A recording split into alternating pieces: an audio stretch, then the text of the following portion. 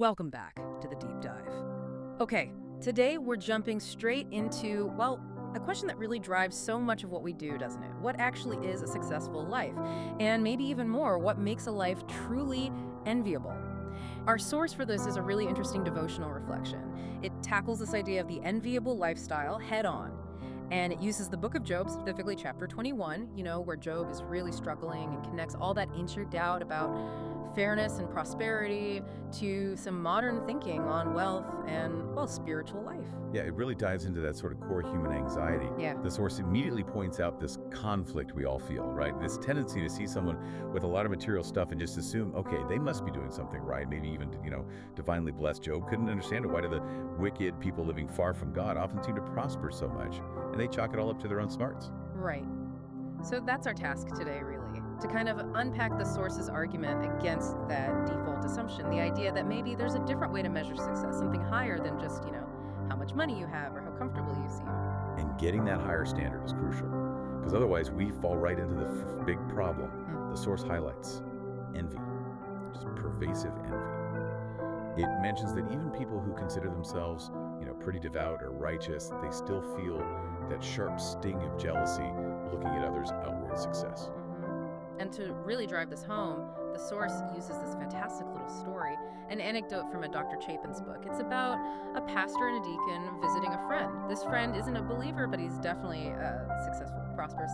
The source calls him a disciple friend, maybe someone they were trying to reach. Yeah, and the description is quite vivid. It paints this picture of contrast.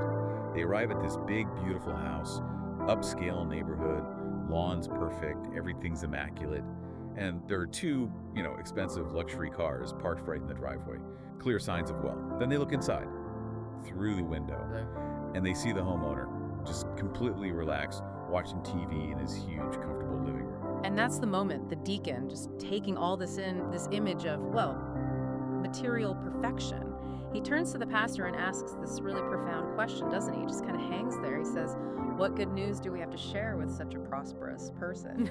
That question just nails the whole issue, right? If someone seems to have everything the world values, comfort, status, wealth, what could they possibly need from a spiritual perspective?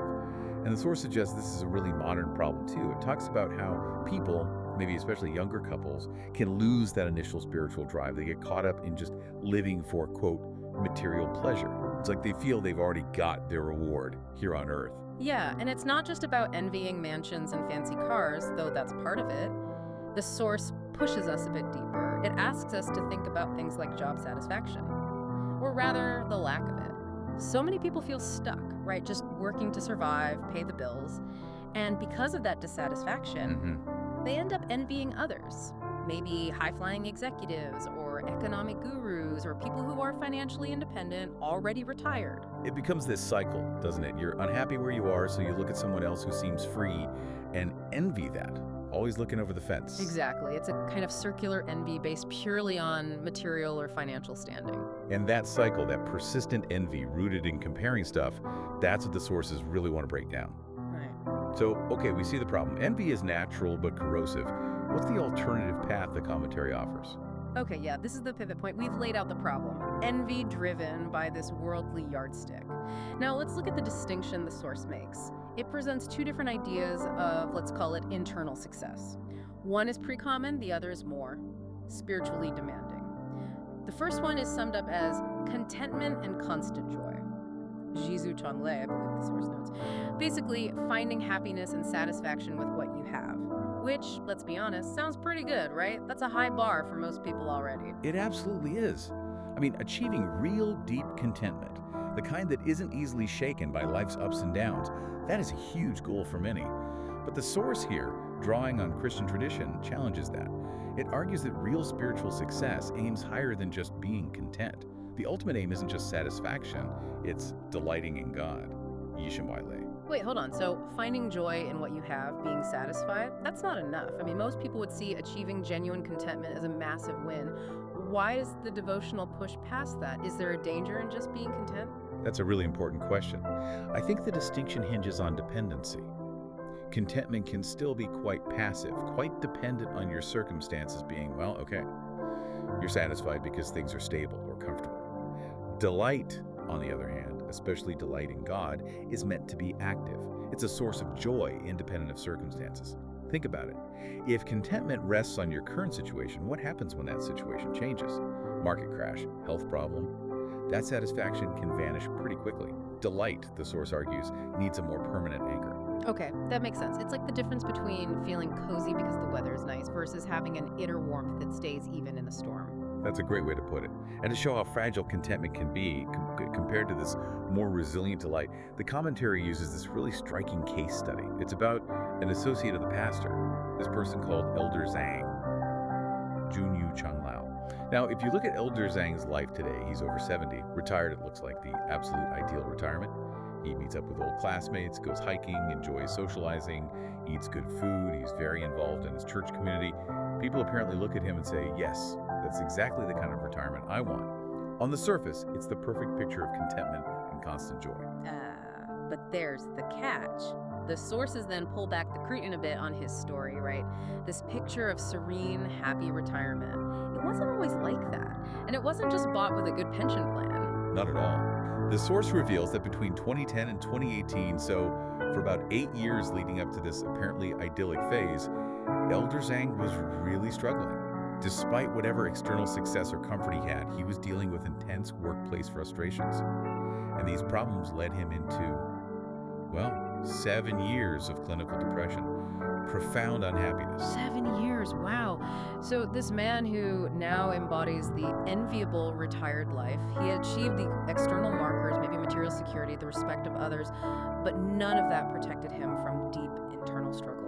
It's almost a modern echo of Jeb's point, isn't it? Outward success doesn't automatically equal inner peace. Precisely. And according to the source, the turning point wasn't just retirement itself. It came around 2018, after what's described as a spiritual healing process. That's when he apparently learned to live this current life that others find so enviable. And the key wasn't finding better hobbies or managing his finances differently.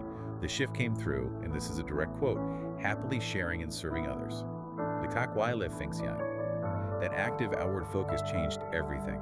So the enviable life wasn't found in passive comfort, but in active service.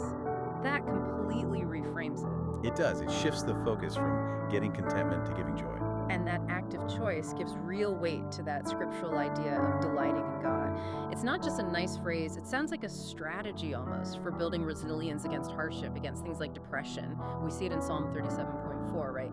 Delight yourself in the Lord and he will give you the desires of your heart. The delight seems to be the prerequisite. And you find this theme again and again in Scripture, often in context of real suffering or loss. Think about Habakkuk chapter 3. It's stunning, really. Verses 17 and 18 say, basically, even if everything collapses, even if the fig trees don't bear fruit, the fields produce no food, the cattle stalls are empty, absolute material devastation. Yet I will rejoice in the Lord, I will be joyful in God my Savior. That's a joy completely untethered from circumstances.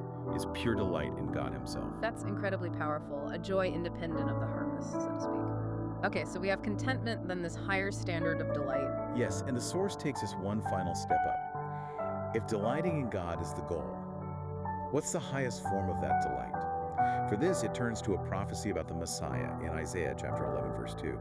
Isaiah lists these aspects of the Spirit that would rest on the Messiah: wisdom, understanding, counsel, might, knowledge.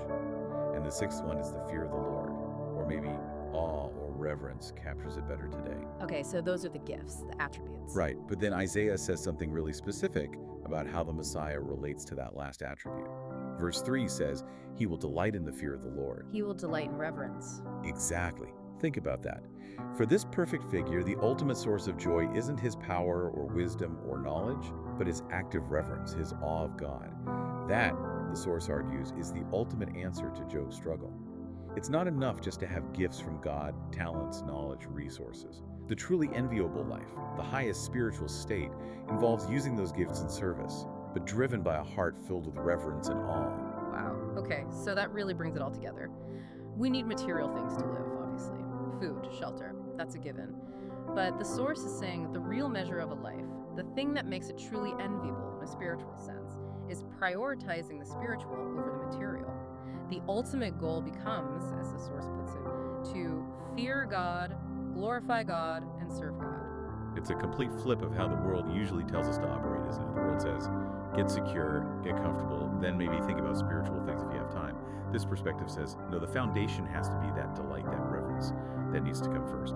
Because as Elder Zhang's story showed, material comfort alone is, well, it's no guarantee against despair. So, wrapping this up, what does this deep dive mean for you listening right now? I think the sources are really pushing us to examine our own desires. Are we chasing that worldly idea of success, just trying to get comfortable and content?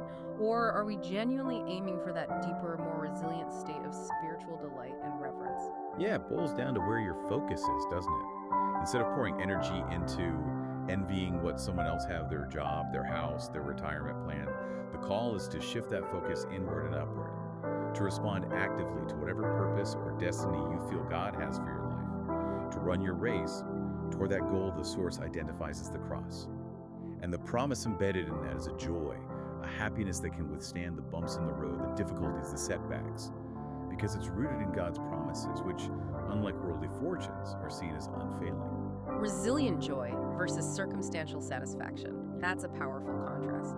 So here's the final thought to leave you with, building on that idea from Isaiah. If the most praiseworthy, the most enviable quality of the Messiah himself is described as delighting in the fear of the Lord, what one small shift could you make, starting today, to reorient your own definition of a successful life, moving it slightly away from just satisfaction and more towards reverence and active service? Something to think about. We'll catch you next time on The Deep Dive.